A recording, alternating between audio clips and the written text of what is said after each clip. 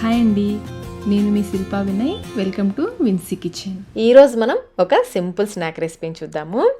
Evening టైంలో అప్పటికప్పుడు ఏదైనా ఈజీగా స్నాక్స్ చేసుకోవాలనుకున్నా, లేదంటే ఇంటికి అనుకోకుండా అతిథులు వచ్చినప్పుడు కానీ ఈ పకోడీని చాలా ఈజీగా చేసేసుకోవచ్చు.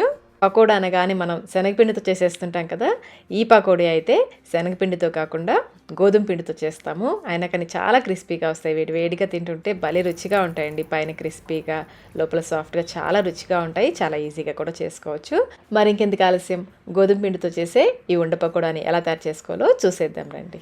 ఈ పకోడా కోసం ఇక్కడ నేను 4 మీడియం సైజు ఉల్లిపాయలు తీసుకున్నాను. సైజ్ చూడండి, ఈ సైజు ఉల్లిపాయలు 4 తీసుకోవాలి. వీటిని ఈ విధంగా పొడవుగా కట్ చేసుకోవాలి. మరి సన్నగా కాకుండా కొంచెం లావుగా ఉండేలాగా కట్ చేసుకుని పిండి కలుపుకోవడానికి వీలుగా ఉండే ఒక ప్లేట్లోకి వేసేసుకుని చూడండి, ఈ విధంగా చేత్తో నలుపుకుంటూ ఉల్లిపాయలని విడివిడిగా అయ్యేలాగా చేసుకోవాలి. ఇప్పుడు ఇందులో కొంచెం కరివేపాకు, అలాగే కారానికి సరిపడా పచ్చిమిర్చి, నేనైతే 3 పచ్చిమిర్చి తీసుకున్నాను. అలాగే 4-5 వెల్లుల్లి రెబ్బలు వేసి కచ్చాపచ్చగా దంచుకొని వేసుకోవాలి. వెల్లుల్లి వాడడం ఇష్టం లేని వాళ్ళు వెల్లుల్లికి బదులుగా 1 ఇంచ్ అల్లం ముక్కను వేసుకోవచ్చు.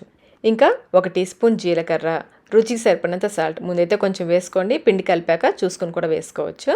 అలాగే 2 టేబుల్ స్పూన్ల ఆయిల్ కూడా వేసుకోవాలి. వేడి నూనె కాదు, మామూలు నూనె 2 టేబుల్ స్పూన్లు వేసేసుకొని ఈ ఉల్లిపాయ, ఈ పచ్చిమిర్చి పేస్ట్ అంతా కూడా బాగా కలిసేలాగా కలుపుకోవాలి. ఇందులో ఇక మనం కారం ఏమి వేయము, కారం అంతా కూడా పచ్చిమిర్చితోనే వస్తుంది. దానికి తగ్గట్టుగా మీరు పచ్చిమిర్చి వేసేసుకోండి. బాగా కలిపేసుకొని ఇప్పుడు ఇందులో అరకప్పు పల్లీలని, వేయించిన పల్లీలు పైన పొట్టు తీసేసుకుని మిక్సీ జార్లో వేసి పల్స్ మోడ్లో కొంచెం పలుకులుగా ఉండేలాగా గ్రైండ్ చేసి వేసుకోవాలి.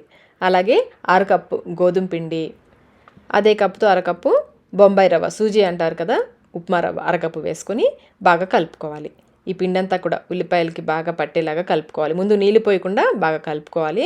బాగా కలిసిన తర్వాత మధ్య మధ్యలో కొంచెం నీళ్ళు పోసుకుంటూ కలుపుకోవాలి.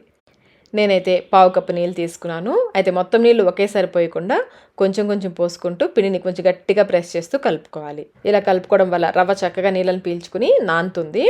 కొంచెం పోసుకుంటూ కలుపుకోవాలి. కొంచెం గట్టిగా ప్రెస్ చేస్తూ పిండిని కలుపుకోవాలి. శనగపిండి పడని వాళ్ళు చక్కగా ఈ విధంగా గోధుమ పిండితో చేసుకోవచ్చండి పకోడీ. చాలా రుచిగా ఉంటుంది. గోధుమ పిండితో చేసినా కానీ చాలా రుచిగా ఉంటుంది.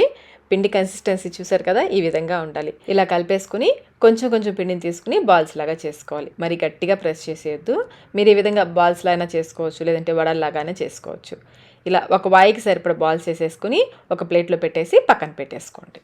పకోడీ వేయించడానికి డీప్ ఫ్రైకి సరిపడా నూనెని పెట్టేసి మీడియం ఫ్లేమ్లో కాగనివ్వాలి. నూనె మరీ వేడెక్కిపోకూడదు. మనం గోధుమ పిండితో చేస్తున్నాం కదా, బాగా కాగిందంటే వేగానే రంగు వచ్చేస్తాయి. అందుకని కొంచెం మధ్యస్థంగా కాగిన తర్వాత మనం తయారు చేసుకున్న ఉండల్ని ఒక్కొక్కటిగా వేసుకోవాలి. నూనెకి సరిపడా వేసేసుకుని వేసిన వెంటనే కదపకుండా పైన పచ్చిదనం తగ్గేంత వరకు కాలనివ్వాలి. పచ్చిదనం తగ్గిన తర్వాత నిదానంగా కలుపుకోవాలి.